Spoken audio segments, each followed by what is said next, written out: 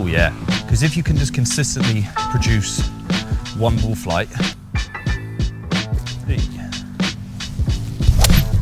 I've been watching a lot of Trevino videos, right? And looking at his action, this is a prime example about playing one shape off the tee. Proper geezer, Mother Teresa, fridge freezing. Yeah, oh yes. Oh, get close. Right then, 9 holes, every shot with a fade, with a lemon squeezer, proper gazer. 3 iron off the first.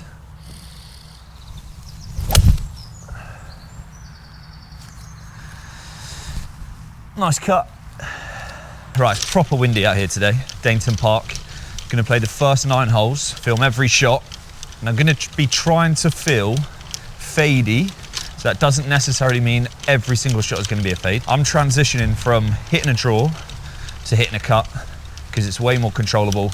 So my feels are a bit shorter, just like your standard feels, but just a bit of a shorter, more compact version. So just outside the line a bit, holding the face, swinging left. We'll see what we can score for a 9. Yeah, it's gusting at 25, 30 mile an hour. Showers, 14 degrees, just a beautiful day in May. Just really happy to be back from South Africa, really. Just so glad I come home. Got 129, probably playing about 5 down, 125, and then with a little knockdown 48, probably playing an extra 10 with the wind. So just like almost a drivey 48, slightly off the right. Hit it, wind. Hit it hard, hard, hard, hard, hard, hard. Ah, it's back of the green. It's about 1.5 foot outside left edge.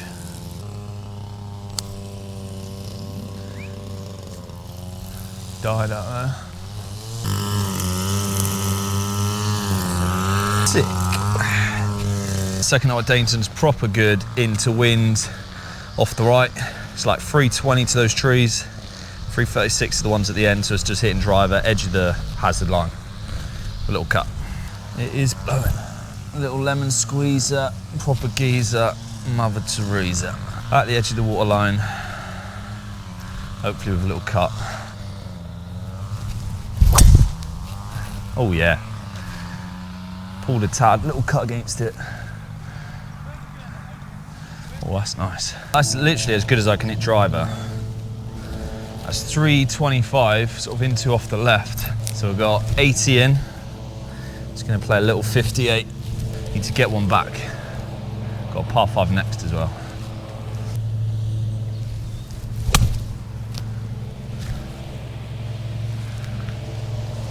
Oh, that's good. About 6 foot. Good chance there. Just got a tricky little downhill left to right up. Probably about 8 inches outside left edge. Oh. Oh yeah, beautiful. I'll put some 4-5 milk on that album. 508 off the back tee. Got trouble on the right, trouble on the left. It's quite a big landing zone if you're carrying it, sort of like where this is going to be carrying. Yeah, if you've got any par 5s at your home course that are around 500 yards, and you get one playing slightly downwind, and you're like, I could get home in 2, try not to get excited with the tee shot, and try and get an extra 10 out of it, because generally, that's only going to make you put a bad swing on it, and then you aren't going to be getting home in 2 from the trees. So just make sure you get your tee shot away. It's the most important thing on a par 5. Just get it away, even if it means just swinging easy. Just get it in play, and then you got options. Down and off the left. So I'm just going to start this left side of the fairway.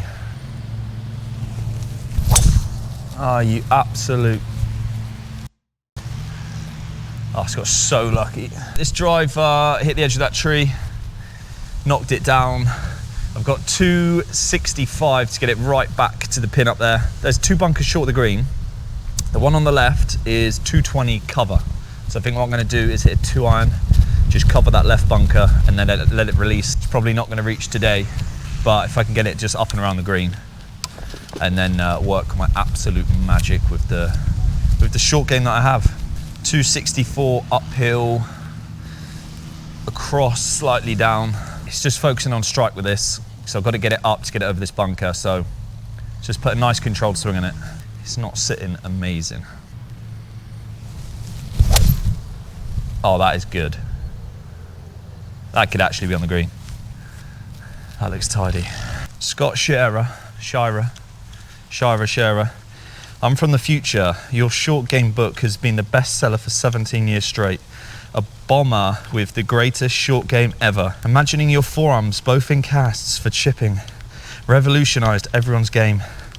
Even though Venturi did suggest such a thing back in the day, you might surprise yourself this summer. Wink. Okay, back to the mandatory hallucinogens, I take it. Hallucinogens that society did so desperately need after flour took control of the world. It's quite a good comment. Imagine flour took control of the world and he just ordered everyone to have a 0 up to the sides with no fade and a little divot lid. Got about 30 yards of green to work with. Just gonna play the little bump and run wedge. It's probably got to land this like, oh my days. I shouldn't have said 10 on. Still got touch. Just got a little 25 footer back down the hill. Veni Vidi Vici. 1, 2, 3, 4, 5, yeah. 15 foot for birdie to get to 1 under. This has maybe got like the tiniest bit of left to right break. So I'm gonna play this sort of like just inside or on the left edge and then hope it just falls slightly. Yeah. At least a cup. That second shot there on the par 5, I know that's probably drawn like 5 yards. So I'm trying to feel cut, like feel a bit shorter outside and cutty. Because like my tendency has been to hit draws pretty much my whole life. Me trying to feel cutty is still probably not quite getting the numbers like the path left occasionally, especially with the longer clubs.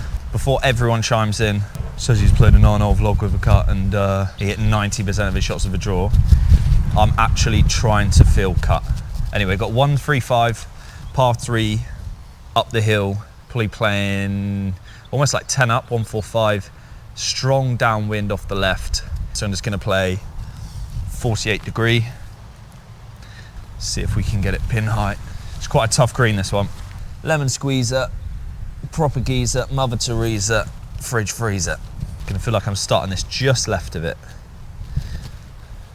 And let the wind just drop it in. Cut. More short game magic coming up. Severiano Halajala. This is actually not the easiest chip because it's into a massive upslope, so it's hard to judge like what it's going to do when it reacts when it gets on the green. So when you got a massive upslope, it takes me away from loft. So I'm thinking, honestly, if I can just, I mean, I've got 58 man, it's not the play. Just get a wedge on that. Yeah, literally just bump a wedge, probably about a yard or 2 on. Just let it release up. It's coming from the left as well, quite a lot.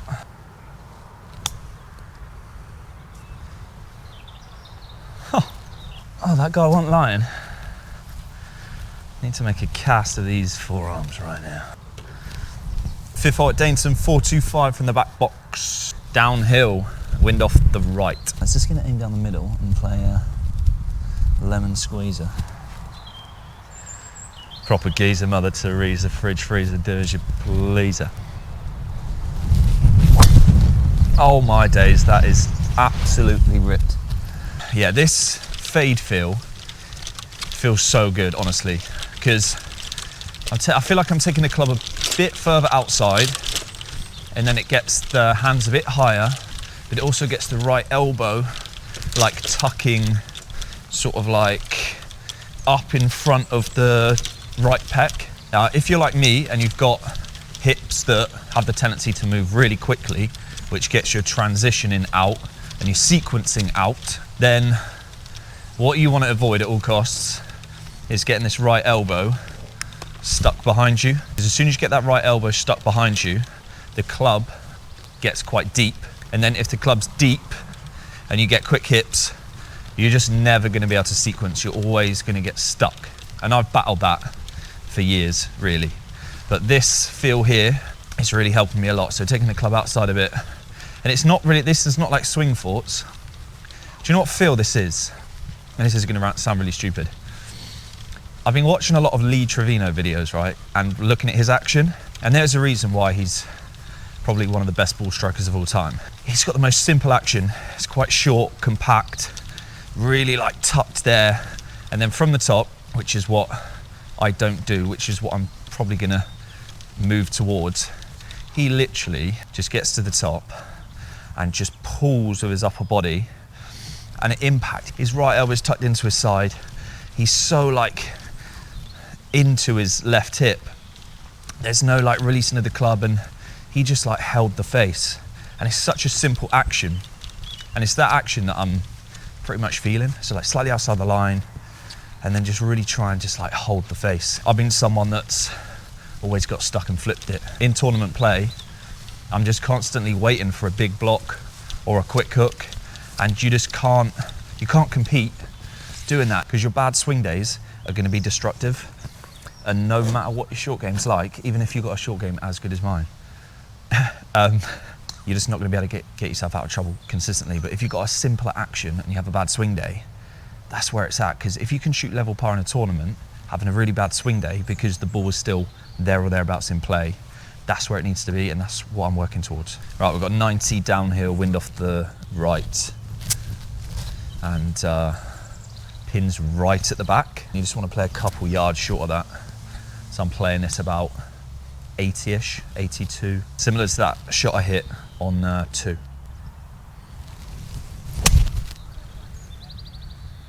Go, go, go, go, go, go, go, go. Not quite all of it, but that's fine, that's the miss. Right, I apologise if you don't read greens in aim point terms, but I'm getting 1% slope early into a strong half, into just less than a half. So I'm playing this just outside a half. I want to say like a cup outside the left edge.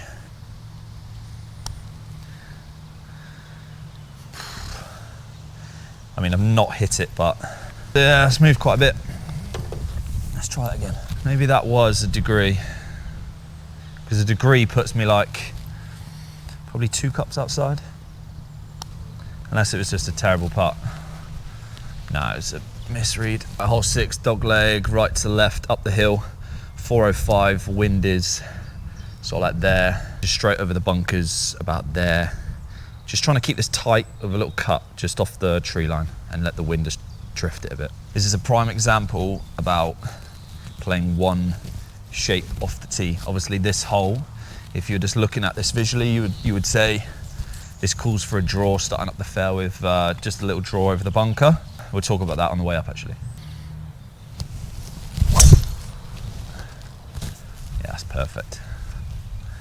Tiny bit off the toe. So this is something that Scott Fawcett bangs on about quite a bit, is playing one shape and getting really good at doing one thing. And it makes complete sense, because if you can just consistently produce one ball flight, your dispersion naturally is going to be a bit tighter, rather than being someone who, you know, tries to hit a cut where you feel like a cut is needed, and then on the next hole, just because the hole looks like it dictates a draw, you try and play a draw.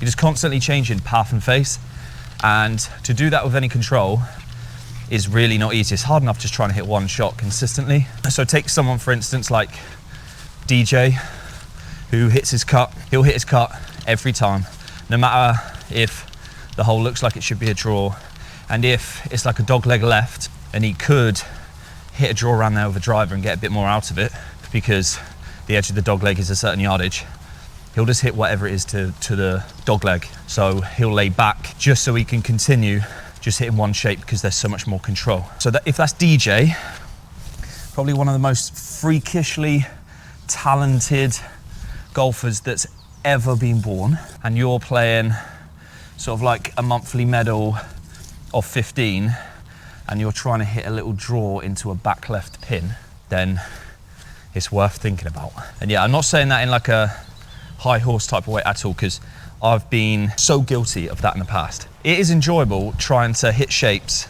trying trying to be creative. It's almost like a bit of an artistic, but now I'm thinking, how can I make the game as easy as possible so that I can do well in tournaments and earn some money? Being artistic is only going to lead to you cutting your ear off. Right, 94 uphill, probably playing 5 up, 100-ish. Winds pretty much just straight off the left. So this is just a little 53.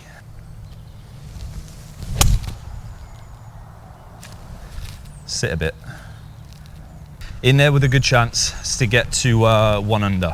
Right, so we've got a 2-degree slope, which puts this 2.5 to 3 cups outside the left edge. I've been umming and ahhing going back and forth with using the line on the ball when I'm putting to line it up. I just need to keep using it.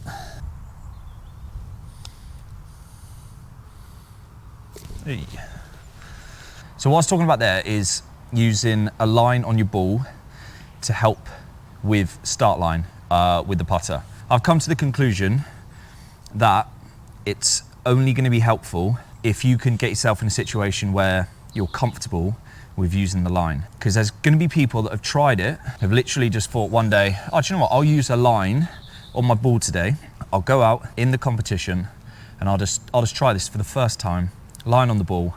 And then on the first hole, they put the ball down, line it up, say it's like a cup outside the left edge. They line it up, cup outside the left edge, and for the first time, they actually see correct aim, and it just freaks them out. They're like, I've never seen that being left edge. It looked completely off. Now, obviously, they're still capable of, starting it online, but that would be like their subconscious making alterations. Say they like shut the face and then just opened it up, but they've done that for like 5 years. So they'll go out, try it on the first hole, it freaks them out. Maybe they try it a couple more times and they go, right, that's it. I'm never ever trying that again. But what I found is, in order to get to the place where you can use a line, you need to be on the putting green or on a putting mat every day, seeing the correct line, and just probably start to introduce it slowly. Because if I haven't been doing too much putting practice, I don't usually use the line. But now I'm in tournament mode, I'm doing lots of putting practice and I'm constantly using the line and it feels comfortable. But when I've spent like 2 weeks away from it, say you don't play golf much, and you suddenly go into that's the line, it can feel so uncomfortable, like where correct aim actually is. If you've got enough time to practice, then just introduce it into your practice sessions and then maybe introduce it into a practice round. And if it's feeling comfortable then take it into tournament mode. Oh, you made such a bad swing. You got away with it because of the wind. Right, you know what I was talking about just now, bad swings. The bad swings will be better. Look where this is finished. It's in the fairway. I've missed target by 10 yards because I'm in a better position and my stuck is just hitting a bit too much of a cut, and you're playing a cut. So, it's like, I can't think of one better way, man, of showing you that. 143, playing slightly down, 140-ish, because it's off the right, uphill, I want to say about 7, so nearly 150. I can go fairly comfortable with the wedge, just right of it, fading it to the right of it should just hold up nicely. Yeah, oh yes. Oh, get close. I am feeling this cut. The aim point has not been amazing today, but one puts this sort of half a cup outside the edge. Oh yes, slightly the closeable. 175 down, 15 down. Wind off the right, gonna play a little 9. Feels like it's just maybe creeping into a bit, so take a bit off a 9 and just try and hold it up against it. Just play the cut, just right at the pin.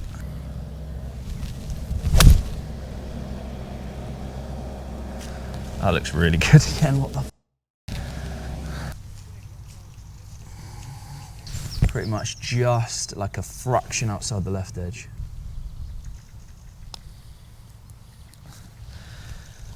Oh, such a weak putt, so weak. Okay, hole 9 last of the day. Pretty much, I could probably get quite close to this today. It's about 330, 340, maybe 350, but it's downhill and it's feeling like it's helping a tiny bit as well off the right. There's a tree there that crops out at 310, which is why it's not driver. Sorry, the bunker, the second bunker on the right is about a 260 carry. So I'm just gonna hit 2 iron straight in the middle of that. I'm just gonna take it on the edge of the trap with the little cut, should hold up against the wind. Oh, you just hit a quick block. 91, down off the right, big flyer lie. So back pin, gonna play this like 70 sort of number. Aim just right of it. And it should fly. One more look for birdie. Double breaker. Double breaker. Batman caper. Golf ball maker. Just outside the left edge. Should break right. Should break right, and then it should come back at the end. Into the wind. It started to piss it down. Gusting at about 35. Go, go, go, go. Ah, yep. Coming soon, course vlogs, and back with the 5 years of bus series. Subscribe if you haven't. See you soon.